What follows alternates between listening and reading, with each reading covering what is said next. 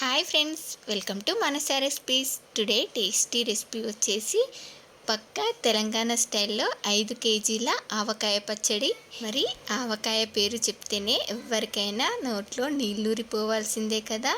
ఇలాంటి ఆవకాయ పచ్చడిని ఇలా పర్ఫెక్ట్గా అమ్మ చెప్పే టిప్స్తో సహా సంవత్సరం పాటు నిల్వ ఉండేలా పక్కా కొలతలతో చాలా టేస్టీగా అమ్మ చేసే ఆవకాయ పచ్చడి మీకు కూడా ఇదిలా పర్ఫెక్ట్గా రావాలంటే వీడియోని స్కిప్ చేయకుండా చివరి వరకు చూడండి. అలాగే ఫస్ట్ టైం కనుక మీరు మానస రెసిపీస్ ఛానల్ని చూస్తున్నట్లయితే సబ్స్క్రైబ్ చేసుకోండి. మరి ఇప్పుడు లేట్ చేయకుండా చాలా టేస్టీగా సంవత్సరం పాటు నిల్వ ఉండే 5 కేజీల ఆవకాయ పచ్చడిని ఎలా ప్రిపేర్ చేయాలో చూద్దాం.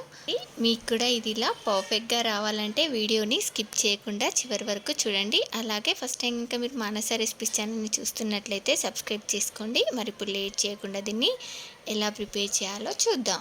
ముందుగా ఈ ఆవకాయ చేసుకోవడానికి ఇలా ఈ కప్పుతో ఆవాలని కొలిచి తీసుకుంటున్నాను. ఇవి ఒక 200 గ్రామ్స్ వరకు ఆవాలని తీసుకుంటున్నాను. చూడండి, ఇప్పుడు వీటిని మంటని సిమ్లో పెట్టి జస్ట్ ఒక 2 మినిట్స్ వరకు వేయించి తీసి పక్కన పెట్టేసుకుందాం. అలాగే ఇదే ప్యాన్లోకి ఇలా ఒక 1/2 కప్పు మెంతులని యాడ్ చేసుకుంటున్నాను. వీటిని మనం ఆవాలు 200 గ్రామ్స్ తీసుకుంటే మెంతులు ఒక 100 గ్రామ్స్ తీసుకొని ఇలా వీటిని కూడా ఒక 2 మినిట్స్ వేయించి పక్కన పెట్టేసుకుందాం. అలాగే ఒక కప్పు ధనియాలు అంటే ఒక 100 గ్రామ్స్ ధనియాలు వేసుకొని వీటిని కూడా ఇలా ఒక నిమిషం పాటు కొంచెం వేయించుకొని తీసి పక్కన పెట్టేసుకుందాం. అలాగే ఒక 100 గ్రామ్స్ జీలకర్రని కూడా జస్ట్ ఇలా ఒక నిమిషం పాటు వేయించుకొని చల్లారనివ్వండి.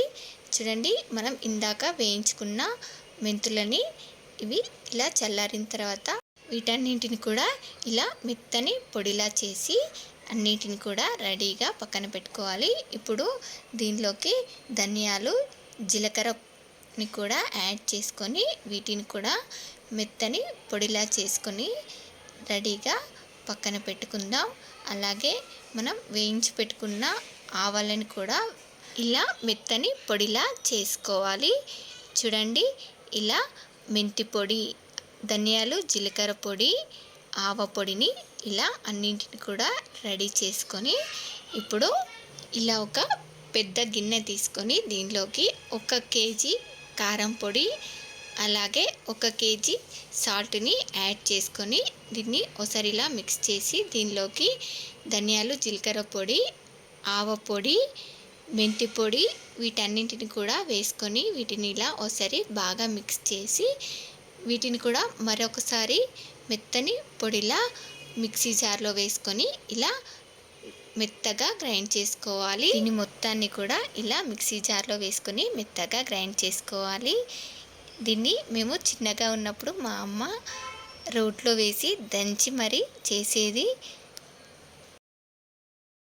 చూడండి, దీన్ని మొత్తాన్ని కూడా ఇలా మెత్తని పొడిలా ఇలా గ్రైండ్ చేసుకున్న తర్వాత ఇప్పుడు దీనిలోకి మేము ఇక్కడ ఒక గుప్పెడన్ని వెల్లుల్లి రెబ్బల్ని వేసుకుంటున్నాము. మీరు కొంచెం అటు ఇటుగా మీరు తినే దాన్ని బట్టి వేసుకోండి.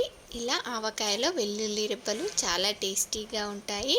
ఇప్పుడు దీనిలో తాలింపు వేసుకోవడానికి ఇలా ఒక పెద్ద వెడల్పాటి గిన్నె తీసుకొని దీనిలోకి 1 కేజీ పావు ఆయిల్ని వేసుకుంటున్నాము.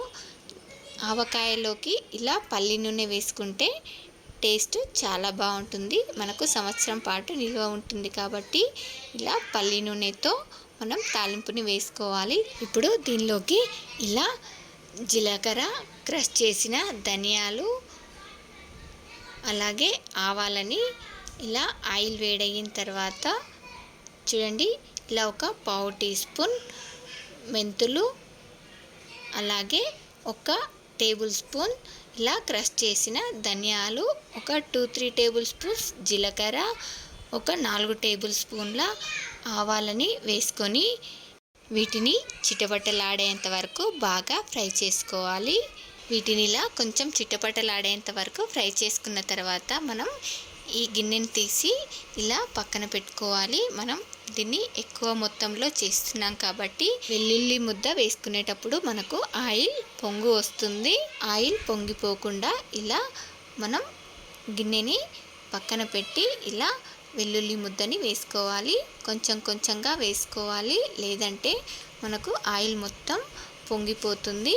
చూడండి, ఇలా 5 కేజీల ఆవకాయకి 1 కేజీ వరకు వెల్లుల్లిని ఇలా పొట్టు తీసుకొని కచ్చాపచ్చాగా దంచుకొని సగం వెల్లుల్లిని ఇలా తాలింపులోకి యాడ్ చేసుకుంటున్నాము. మిగతా సగం వెల్లుల్లిని ముందు ఎప్పుడు యూస్ చేయాలో చూద్దాం. చూడండి, దీన్ని ఇలా వేసుకున్న తర్వాత ఇప్పుడు మంటని సిమ్లో పెట్టి మళ్ళీ ఇలా ఇది మంచి గోల్డెన్ బ్రౌన్ షేడ్లోకి వచ్చే వరకు ఫ్రై చేసుకోవాలి. దీన్ని ఇలా ఫ్రై చేసుకున్న తర్వాత స్టవ్ ఆపేసి ఈ తాలింపు మనకు గోరువెచ్చగా అయ్యేంత వరకు చల్లారనివ్వాలి. చూడండి, ఇది మనకు ఇలా గోరువెచ్చగా అయిన తర్వాత మనం ఇందాక గ్రైండ్ చేసి పెట్టుకున్న కారం పొడిని వేసుకొని దీన్నంతా కూడా ఇలా బాగా మిక్స్ చేసుకోవాలి.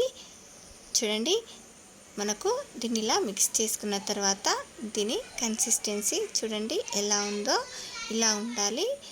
ఇప్పుడు దీనిలోకి ఇలా 5 కేజీల మామిడికాయల్ని, పుల్లటి మామిడికాయల్ని, ఇలా తోలు మందంగా ఉండే మామిడికాయ పచ్చడి చాలా టేస్టీగా ఉంటుంది. చూడండి, ఇలా 5 కేజీల మామిడికాయల్ని ఇలా మనకు నచ్చిన సైజులో కట్ చేయించుకొని ఇలా వాటర్లో వాష్ చేసి తీసుకోవాలి. చూడండి, ఇప్పుడు ఆవకాయ పెట్టుకోవడానికి ఇలా ఒక పెద్ద జాడి తీసుకొని ఈ జాడికి ఇలా మనం కచ్చాపచ్చగా దంచుకున్న మిగతా సగం వెల్లుల్లిని ఇలా కొంచెం జాడికి పట్టించుకోవాలి. అలాగే మిగతా వెల్లుల్లి ముద్దని ఇలా జాడి మధ్యలో పెట్టి తాలింపు పెట్టిన కారంలో ఇలా మామిడికాయ ముక్కల్ని వేసుకుంటూ వీటిని ఇలా మిక్స్ చేసుకుంటూ కొంచెం కొంచెం ఇలా మనం వీటికి కారం పట్టేలాగా ఇలా కొంచెం కారం పట్టించి వీటిని ఇలా జాడీలో వేసుకోవాలి. చూడండి, ఇలా కొన్ని మామిడికాయ ముక్కల్ని వేసుకుంటూ కారం పట్టించి దీన్నంతా కూడా ఇలా జాడీలో వేసుకోవాలి. చూడండి, ఇలా మనకు 5 కేజీల మామిడికాయలకి కేజీ ఉప్పు, కేజీ కారము, అలాగే ఆవాలు, మెంతులు, జీలకర్ర, ధనియాలని ఇలా అన్నీ కూడా కరెక్ట్గా సరిపోయాయి. ఇలా మనకు సంవత్సరం పాటు నిల్వ ఉండాలంటే ఇలా కొలతలతో చేశారంటే మనకు ఆవకాయ సూపర్ టేస్టీగా ఉంటుంది. ఇలా మనకు పక్కా తెలంగాణ స్టైల్లో ఆవకాయ పచ్చడి రెడీ అయిపోయింది. దీన్ని ఇలా మొత్తం జాడీలో వేసుకున్న తర్వాత మూత పెట్టి ఇలా ఒక పల్చటి క్లాత్ని ఇలా కట్టుకోవాలి. చూడండి, మరుసటి రోజుకల్లా మనకు ఈ పచ్చడి చూడండి ఇలా మనకు మామిడికాయల నుండి నీళ్ళూరి ఏమాత్రం వాటర్ని యాడ్ చేయకుండానే చూడండి మనకు ఆవకాయ పచ్చడి ఎంత బాగా రెడీ అయిందో చూస్తుంటేనే నోట్లో నీళ్ళూరిపోతున్నాయి కదూ. మరి మీరు కూడా ఇలా ట్రై చేసి ఎలా వచ్చిందో కామెంట్ బాక్స్లో నాతో షేర్ చేసుకోండి. మరి మీలో ఎంతమందికి ఆవకాయ అంటే ఇష్టమో ఓ లైక్ చేసి షేర్ చేయండి. అలాగే మీకు ఈ రెసిపీ కనుక నచ్చినట్లయితే మా ఛానల్ని లైక్ చేయండి, షేర్ చేయండి. మరిన్ని టేస్టీ అండ్ హెల్తీ రెసిపీస్ కోసం మానస రెసిపీస్ ఛానల్ని సబ్స్క్రైబ్ చేసి దాని పక్కనే ఉన్న బెల్ సింబల్ని క్లిక్ చేయండి. Thank you for watching my video.